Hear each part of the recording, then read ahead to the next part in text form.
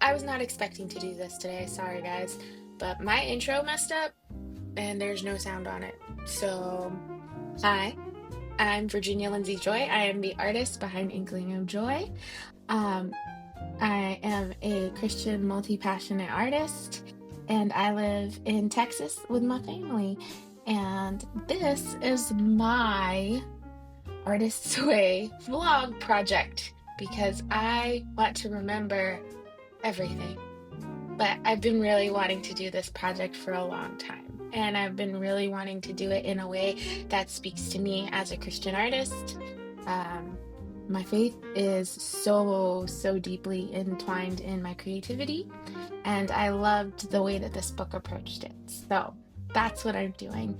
And I'm so excited. So basically, my intro messed up. So I'm here re-recording it. And I just wanted to give you an introduction into this project real quick and keep it as short as possible. My phone, of course, is ringing and it's my dad. Hold on a second. And I'm back. I put my hair up. Anyways, what was I saying? Oh yeah, I was really excited to do this project and bring you along with. I really just wanted to record it mostly for myself or to inspire somebody else to do it as well. Because I think that there are a lot of people out there who think that they're not creative or feel really creatively stuck. Like they want to do something, but they don't know what. And to me, I know how important creativity is just in general as a Christian in my walk with God. But, He is a creative God and we were created in His image. Anyways, I digress. So this is my week in um, the Artist's Way. And I hope that the small amount that I remembered to record on this busy week is pleasant for you and that it's not too boring because it will probably be a little bit boring. Anyways, I love you. I will see you at the end of this video, but earlier today, I think my hair was still wet from getting dressed and stuff. So yeah, this is gonna be interesting if it keeps going like this. Stick around. It's gonna be fun. I cleared out a little space to do some of my writing, and that's my workbook. And it only took me a few hours to get to this place. I bribed myself with coffee. So I'm in my studio, and I'm really lucky because my dad got me. Did he get me the hard copy, or did I get myself a hard copy? Either way, he bought me the workbook. So I feel like I'm back in school and homeschooling and really trying hard to concentrate. I put it in this binder that I bought Jason, my son. He doesn't use it ever, and I was like, I'll use it. Even took out some of my favorites for this so I can annotate and scribble all over this workbook. And I even signed the contract with pen. So if I want to start over or I quit in the middle, I will have to buy a new workbook, and I don't want to. So I know that will help me keep going. And like I said, I'm only on page 2 right now, just re-looking over the workbook. But I signed the contract and dated it, so I guess I'm starting for the next 12 weeks at least. It might take me longer. The reality is I'm also really working hard on not being super rigid. So we're gonna see how that works out, but I'm definitely going to finish. I'm just really super excited. I am working through this notebook. I get to learn something new and have a practice and have little homework assignments, which you might think that's crazy, but for me, I love learning and trying new things, and that's been one of the bigger frustrations as a stay-at-home mom and wife. And now work from home is that there aren't always check-offs. There's not necessarily tangible things that we can do to feel that sense of accomplishment. that I got when I had assignments for school. So I'm excited to have a little project for myself. We're doing the thing.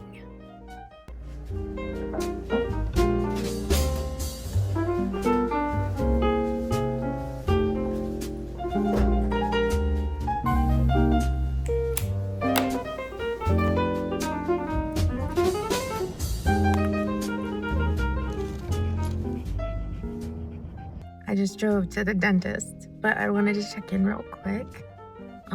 Today's day 2, and this morning went really well. I woke up at 4:30.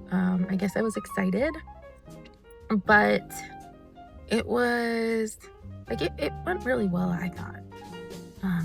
It was hard to get focused after doing morning pages first thing, so I might try tomorrow to do them during my normal time, prayer time. The reading was crazy yesterday, but today there's no reading, so I guess it evens itself out. What else?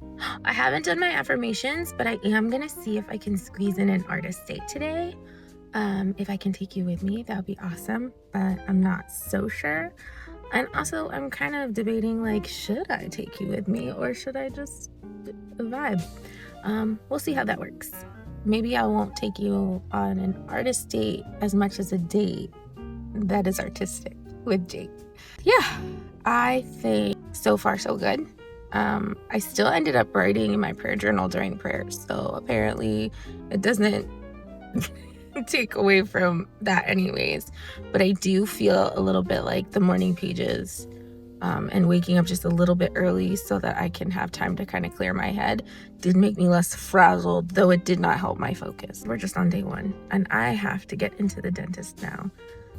I brushed my teeth twice today, and I flossed twice. So, fingers crossed, it's not unpleasant for them or me. Love you guys. I'll talk to you later.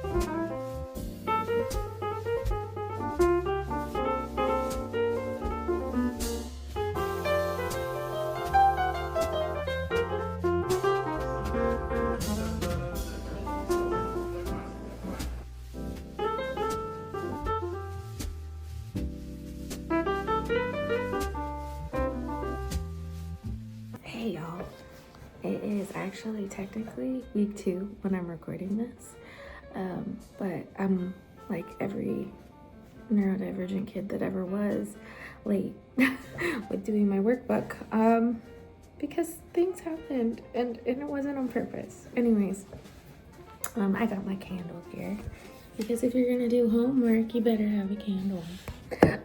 Anyways, I was just looking. Hold on, let me get my hair out of the way, because apparently when my hair touches these headphones, it makes a horrible noise, and I'm so sorry for previous recordings, but I digress. I was just looking through some of these questions, and they're great. Like this one asks to describe 3 enemies of your creative self-worth. But I'm wondering if anybody like me can't think of a person, but more of like a circumstance. For me, I'm trying to think of a person who talked down. Now, there were some people who are like, you know, when I was older, abstract art isn't art. And I don't know, I just assume that they just don't or haven't encountered something, or maybe it just doesn't speak to them, but everybody else says it's art, so you're wrong. And that's okay. You can be wrong. But I mean, you know, but that's not what they're talking about. They're talking about historic monsters that are the building block of your core negative beliefs. And I don't think I have any. I don't think I had anyone who said, you don't do this well, or you're not good enough, or that's a waste of time. I think for me, and what I wrote down was demands. Like, as a kid, when somebody sees that you do something really, I've got to take this away. Somebody sees that you do something really well, a lot of the times they're like, you should do it more.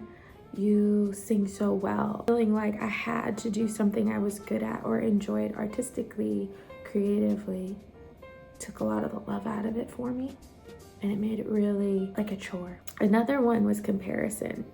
Now, there's always going to be somebody better than you at something, right? Well, I was the oldest in my family for a long time.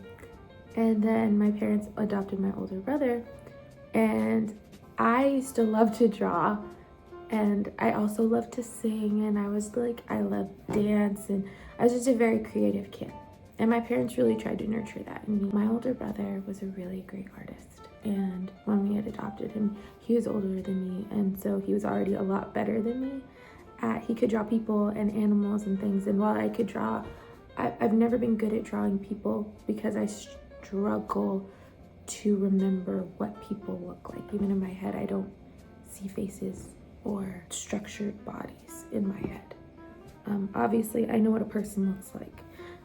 I just cannot recreate it from memory at all, even in my brain. But I saw that he was much better at that. So my brain said, well, what's the point? These are those little things that keep you from doing what you love. Some people have those, as she says, Sister Ann Rita from 5th grade. But I had myself just being very observant, thinking the next one will make a lot of sense with why comparison. And the next one I wrote was practicality and utility. Was one of the things that stopped me from creating a lot when I was younger, and even as an older adult, you know, putting value on my creativity as something that was important and deserved nurture. The utility of it. I had so many things, and I would make time for creativity as long as it was useful. So I would make my baby's clothes. I made my baby's blankets. I knit my baby's sweaters. I made their toys, and like Jake and I cut down a tree and made him blocks with logs, and, you know, painted little guys for him and sewed things. Like, we were creative, but I didn't let myself just be really free with my creativity. I intertwined my creativity with the way I lived. So I made a lot of their things and put my creative passions into making my home beautiful. And if it had a utility, then I could do it. That's how I got so into knitting and spinning. The rhythm. Now, spinning's obviously not particularly useful in this day and age. There are machines that do it a lot faster and a lot better. But for me, it was kind of like a little peek into just, I'm creative for creative's sake. But it's also useful. So I'm not wasting any money or any time. I will use it. I make useful things. And I felt like I needed to always be helpful instead of simply delighting in almost keeping myself from enjoying the creativity that God put in me and creating with him because it didn't seem important. It wasn't helping the house get clean. It wasn't helping. The air conditioning just came on before it gets really loud. I didn't have people in my life stopping me from doing things. I had circumstances. So I just kind of wanted to talk about it just a little bit because I think sometimes we want to blame people, and sometimes they're like, people like me are like, I mean, I'm sure that somebody said something at some point, but they didn't really matter. For me, it was all like feeling like I had to do something that I liked and that making it a chore. or feeling like I wasn't going to be the best at it, so what's the point? I'll do something else I'm good at.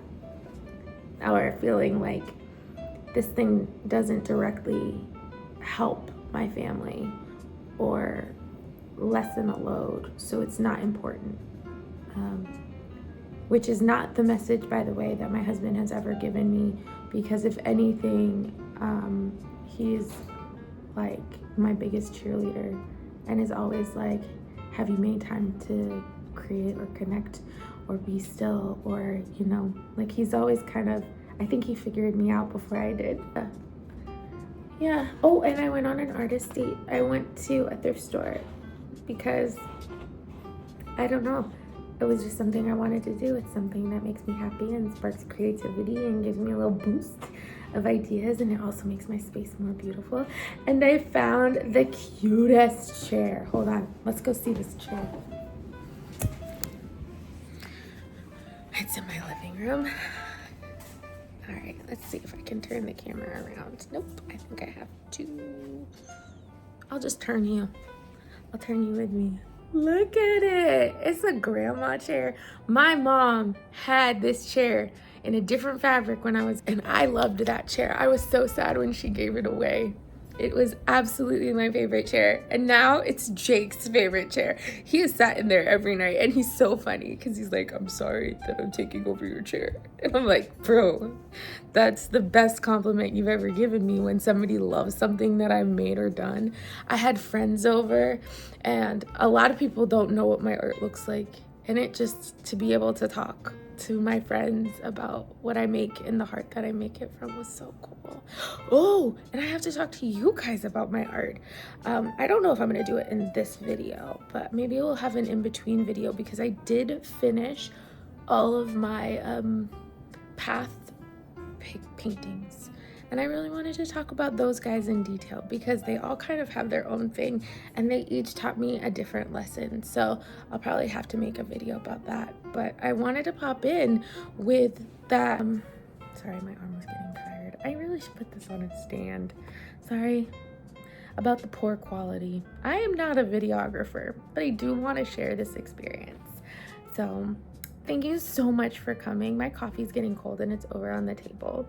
But thank you guys so much for just checking this out. And I hope that if you're interested, I will, like I said before, I'll put the book information in my notes below, and a link to the book and the workbook, so that if you want to do an Artist's Way project for yourself or challenge for yourself, that you can do that. But yeah, I guess I'll see you next week. Love you guys.